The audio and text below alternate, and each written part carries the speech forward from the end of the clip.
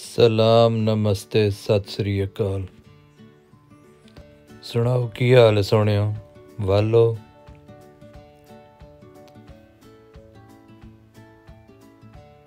आ शाम दे सूरत वेखी उफक दी ते बड़ी सोहनी लगी।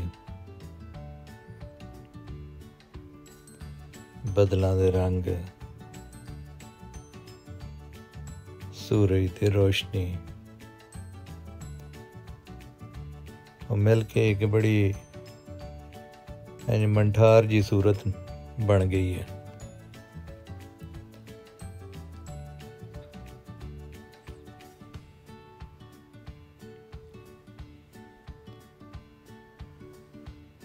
कुदरत बड़ी खूबसूरत होंदी है जी। इंसान भी कुदरत का शाहकार है। सोहनिया सूरतां भी कुदरत का शाहकार ने ते सोहनिया सुबह, सोहनिया शामां, सोहने दिन, ये सारी कुदरत के शाहकार ने ते मन दे अंदर वड़ जांदे ने।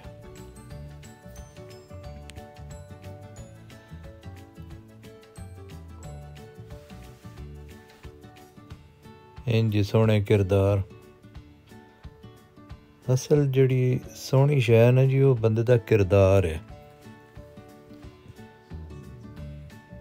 वेखो ना जी, कोई बड़ा सोहना होवे, तुहानूं बड़ा चंगा लगदा होवे, पर वो तुहाडे नाल चंगा करे ना ते ओह किन्ने कु दिन तुसीं ओहदी सोहनी शक्ल चुक्की फिरोदे हैं। अखीर तुहानूं भावें कोई अबशीत शक्ल होवे, पर वो तुहाडे नाल प्यार करे, तुहाडी कदर करे, तुहाडे आस्ते वो जान निसार करे, तो तुहानूं वो सब तो चंगा लगना। सो असल चीज़ जिहड़ी है ना जी, वो तुहाडे नाल किसे दा प्यार है, जिहड़ा ओनूं अनमोल बना दिंदा तुहाडे आस्ते।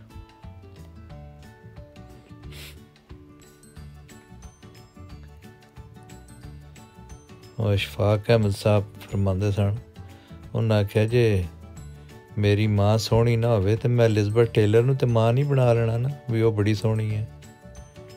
मैनूं ते माँ अपनी ही सोहनी लगनी है, मैनूं अपनी औलाद ही सोहनी लगनी है, मैनूं अपना यार ही चंगा लगना है ना जी।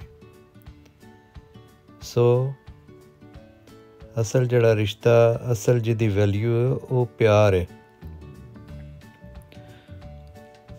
वो किसे दे एहसासात ने जिहड़े वो तुहाडे आस्ते रखदा है, ते ओहदे आस्ते भी वही शै अनमुल्ली है जिहड़ा एहसास तुसीं ओहदे आस्ते रखदे हो। सो एहसास ना होवे ते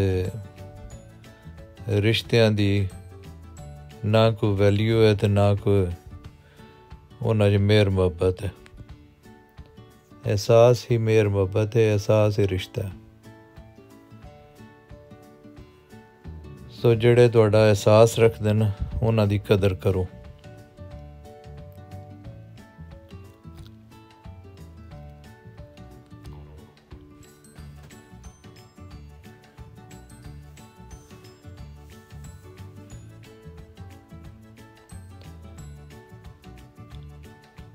होर सुनाओ।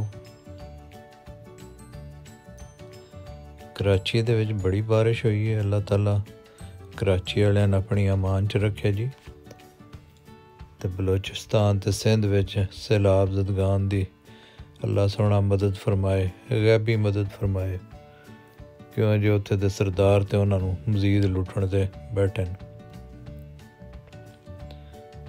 कोई हराम खा खा के ऐसे बेहया हो गए ने, इन्हां दे विचों दर्द ही खत्म हो गया, इन्हां नूं मौत ही भुल गई है। पता नहीं इन्हां किन्ना को खाना है। खुदा इन्हां नूं नेकी दी हदायत दे।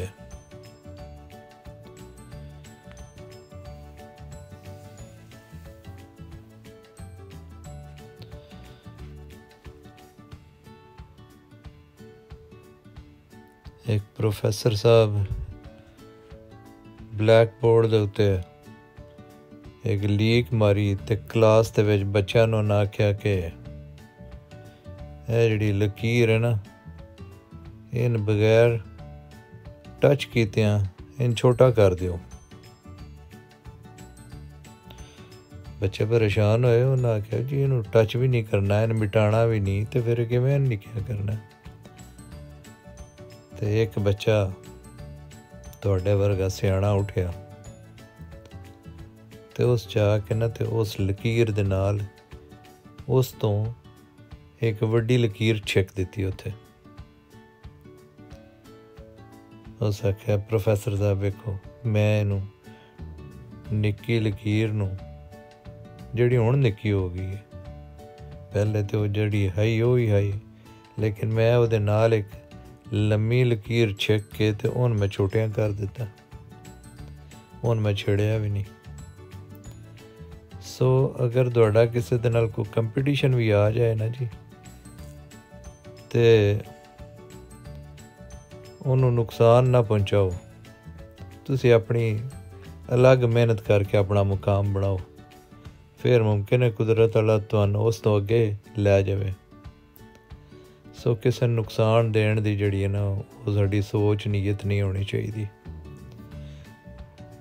अल्लाह दा फजल बेपनाह है, अल्लाह दी दुनिया बड़ी वसी है, बड़ी वड्डी है, ओदा कुदरत ओदा फजल ओदी मेहर वो मंगो तो ओदे खजाने बेशुमार ने।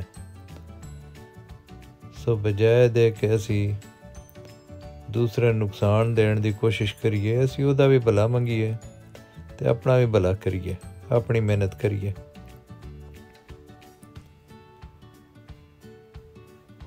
ते अल्लाह ताला जिहड़ा ना वो नीयतां नूं जाणदा ते नीयतां नूं ही फल फुल लांदा। सो नतारे जिहड़े जे ना वो नीयतां ते होने न ते असीं अपनी नीयतां नेक रखिए।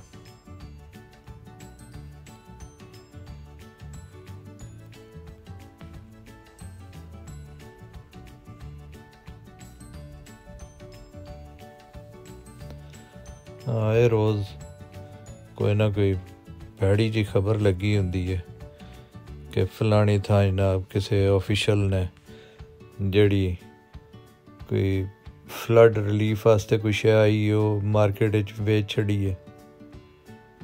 हाँ जी, और उन कोई पुछण वाला नहीं, कोई उन हथ पाण वाला नहीं। क्या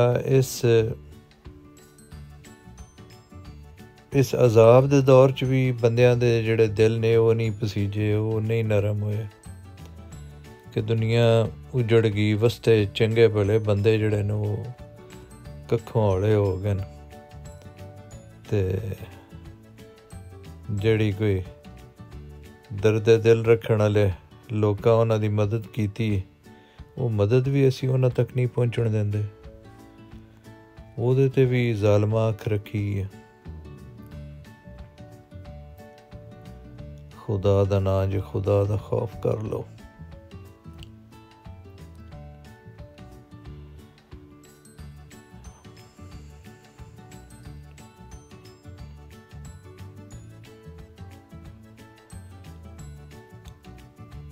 अल्लाह ताला सन सारियां नेक नीयत ते नेकी दी तौफीक अता फरमाए।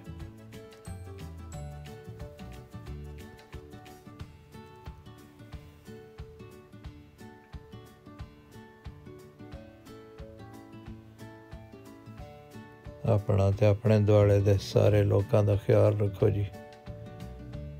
अल्लाह ताला सन सब नूं आसानियां अता फरमाए और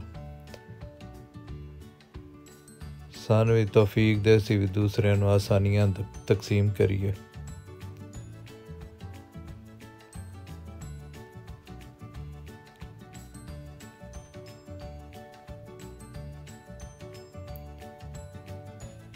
व्लॉग दे उत्ते प्यारे हो कोई कमेंट कर छड़िया करो, कोई सब्सक्राइब कर लो, कोई शेयर कर छड़िया करो थोड़ी बड़ी मेहरबानी। सलामत रवो ते मिलने फिर ब्रेक के बाद। रब राखा।